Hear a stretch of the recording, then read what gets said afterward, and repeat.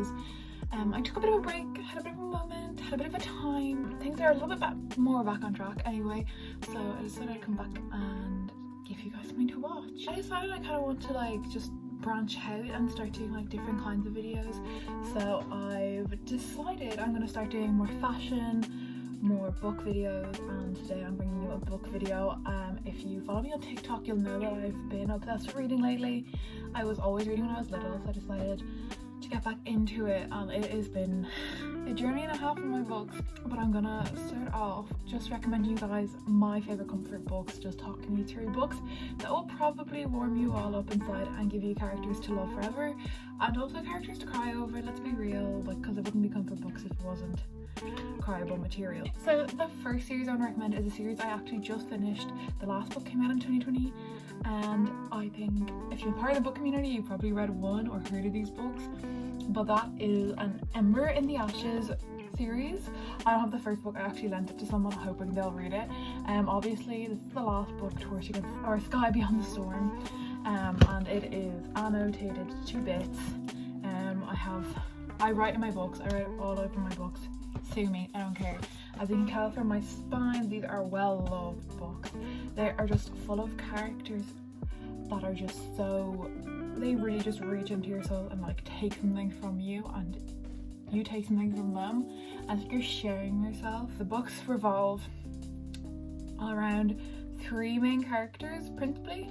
So we have Leia, I'm not really sure how to pronounce her name, I think it's Leia, and then Helene. It's a Roman inspired community or like world where there's a lot of like things called centurions and stuff like that, very much Roman inspired. The first book is my favorite one, Ember in the Ashes. It focuses solely on Leia and Elias, but in the later books we get another point of view from Helene, who they are basically living in this universe where there's different classes, everything. It gives me kind of Star Wars vibes, because there's like the Empire and then the Resistance. So if you like Star Wars and that kind of thing, it's not sci-fi, there's no spaceships or anything, but there's a lot of fighting, there's a lot of military based stuff after like the first book. The second, third and fourth are all very like, there's a lot of military things in it, and throughout the books I actually grew to really like that. I didn't think I'd like that. It's very political, really enjoyed it. This book reached into me, like held me close, told me it loved me, and then ripped it all back and was like, nah, actually, you know what, I don't love you. And then it stuffed me back together. Okay, it wraps up. It's not that bad. It didn't hurt that bad. I mean, I did cry a lot. Maybe I can insert clips here of me reading this. That's what happens when you love books. So yeah, this is an Ember in the Ashes. It's by Sabata here, by the way. Okay, my next comfort books actually wouldn't surprise anyone if you know me and you know what I'm interested in and what I'm going to study in college. However, these books basically made me want to study what I'm going to study. If you can guess, it is a series. Yeah, it's the Percy Jackson series. Yeah, okay, listen, I know I am not 12. However, I did actually read these for the first time when I was like 16. So they're really for any age group. I really enjoyed them. They're middle grade fantasy. Everyone knows Percy Jackson. They are just fantastic. I really cannot recommend them enough. These are books that were there for me, that literally, okay, not to be cringy, changed my life. These 5 books specifically. I read some of the other ones, but these ones just hold a special place in my heart. I follow Percy Jackson, who is a demigod. Is she a demigod? Can't remember. Son of a Greek god. Is that a demigod? Oh my god, I'd actually want to know this, wouldn't I? Anyway, son of a Greek god, but he didn't know it. There is a bit of controversy surrounding Rick Riordan. I'm just recommending these based on the actual content. I don't endorse any problematic authors, which unfortunately I will be talking about another horribly controversial author in a moment. Second to last comfort series. The series is Harry Potter, but this book, Order of the Phoenix particularly, comfort book. Like, this is the definition of a comfort book. If you have seen my copy of the Order of the Phoenix, it's been read, okay? It's been loved, cared for. I just want to put it out there quickly. I do not endorse any of the actions J.K. Rowling. I really strongly hate that woman, like strongly. The books, however, are a massive source of comfort for me, and the films as well. And then finally, the last one is another series. Actually, they're all series. I think with books, if that dog would like to literally shut the hell up. Anyway, my power.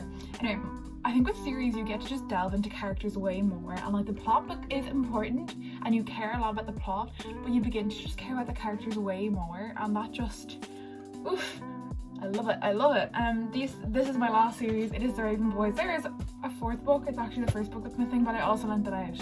So I have two of the books. So we have The Raven Boys, The Dream Thieves, The Raven King is the last one, Emma, and Blue Lily Lily Blue. These books, they mean the entire world to me. I cannot stop recommending these. If you enjoy like the Marauder side of Harry Potter, you will love these books. I promise you. I promise you. These books are based in Henrietta in Virginia. Is that where it is? Yeah. It is surrounding a group of ragtag friends, 4 boys, 1 girl. The 4 boys are in a private school. And the girl is like an outsider. Her family are psychics, and she's been told since the day she was born that she is going to kill her first love when she kisses him.